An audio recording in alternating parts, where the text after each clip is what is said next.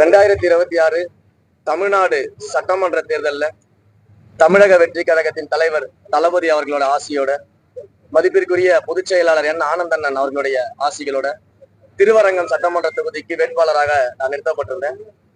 இன்றைக்கு திருவரங்கம் சட்டமன்ற தொகுதியின் மக்கள், வாக்காளர்கள் எல்லாரும் ஒன்று சேர்ந்து இந்த சாதாரண மனிதனை சட்டமன்ற உறுப்பினராக ஜெயிக்க வச்சிருக்கிறாங்க.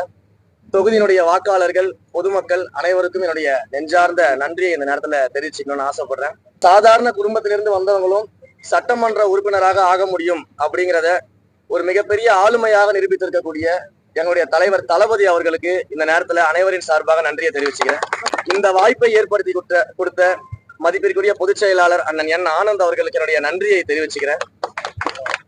மேலும் இந்த தேர்தலில் வேட்பாளராக அறிவிக்கப்பட்டதிலிருந்து என்னோடு இருந்து கிட்டத்தட்ட இந்த தேர்தல் அறிவிக்கப்பட்ட நாள்ல இருந்து பிரச்சாரத்திற்கு மிக தீவிரமாக, உண்மையாக, நேர்மையாக என்னோட தலைவருடைய வெற்றிக்காக, ஏன்னா இது ரமேஷுடைய வெற்றி கிடையாது, தலைவர் தளபதியுடைய வெற்றி அப்படிங்கிறத வச்சுக்கிட்டு என்னோடு உழைத்த கழகத்தின் அத்தனை நிர்வாகிகளும் தோழர்களும் என் கூட இங்க பின்னாடி நிக்கிறாங்க. அவங்க அனைவருக்கும் என்னுடைய நெஞ்சார்ந்த நன்றியை நான் தெரிவிச்சுக்கிறேன்.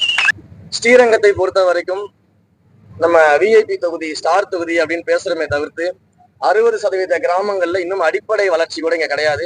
நான் சென்ற அனைத்து கிராமங்கள்லயுமே மக்கள் சொன்ன முதல் விஷயம், ஜெயிச்சவங்க யாரும் எங்களை ஊருக்குள்ள வந்து பாக்குறதே கிடையாதுன்னு சொல்லிட்டு முதல் வேலையா மக்களை ஊர் ஊராக நானே சென்று அந்த மக்களை சந்திச்சு அவங்க பிரச்சனையை நானே நேரடியா கேட்டு அதற்கான தீர்வுகளை முன்னெடுக்க இருக்கிறோம். அதே போல பல அடிப்படை பிரச்சனைகளை மக்கள் என்கிட்ட சொல்லியிருக்கிறாங்க. அடிப்படையில காவிரி பாயக்கூடிய மாவட்டத்துல குடிக்க தண்ணி கிடையாது, ரோடு கிடையாது, சரியான லைட் ஃபெசிலிட்டிஸ் கிடையாது, பெண்கள் பாதுகாப்பிற்கு குறிப்பாக சிசிடிவி கிடையாது. இப்படி பல பிரச்சனைகள், இன்னும் பொது கழிப்பறைகள் கூட ஒழுங்கா இல்லாத சூழல்ல தான் இந்த தொகுதி இருக்குது. பல்வேறு கிராமங்கள்ல அப்படிதான் இருக்குது. அதே போல பல்வேறு இடங்கள்ல இந்த பட்டாவிற்கான பிரச்சனைகள் இருக்கு. மக்கள் பட்டாவிற்காக போராடிக்கிட்டு இருக்கிறாங்க. சோ இப்படி அவர்களுக்கு தேவையான அத்தனை அடிப்படை விஷயங்களையும் முதல்ல கூட இருந்து இந்த தொகுதியை அடிப்படையில வளர்ச்சி கொண்டு வரணும் அப்படிங்கிறதா என்னுடைய முதல் திட்டமா இருக்கு. அதை நோக்கிதான் எங்களுடைய பயணம் இருக்கும். ஒவ்வொரு மாதமும் இந்த தொகுதியினுடைய மக்களை அந்தந்த ஊருக்கே போய் சென்று பொது இடத்துல அவங்களை சந்திச்சு அவங்களுடைய பிரச்சனையை கேட்டு அதை சரி செய்யணும். இதை ஒவ்வொரு மாதமும் தொடர்ந்து அவங்களை சந்திக்கக்கூடிய அந்த பிராக்டிஸை பண்ணணும் அப்படின்னு நினைக்கிறேன். அதே போல பொதுமக்கள் சொன்ன அந்த முதல் கம்ப்ளைண்ட் இருக்கு இல்லையா, எம்எல்ஏவை தொடர்பு கொள்ளவே முடியல அப்படின்னாங்க இல்லையா, அவங்களுக்காக பிரத்யேகமாக ஒரு மொபைல் நம்பர், ஒரு மெயில் ஐடி, ஒரு கம்ப்ளைண்ட்டுக்கான வெப்சைட், இது எல்லாத்தையும் உருவாக்கி என்னுடைய விசிட்டிங் கார்டை நானே நேரடியாக நன்றி சொல்ல போகும்போது அவங்களுக்கு கொடுக்கணும்ன்றது இருக்கேன்.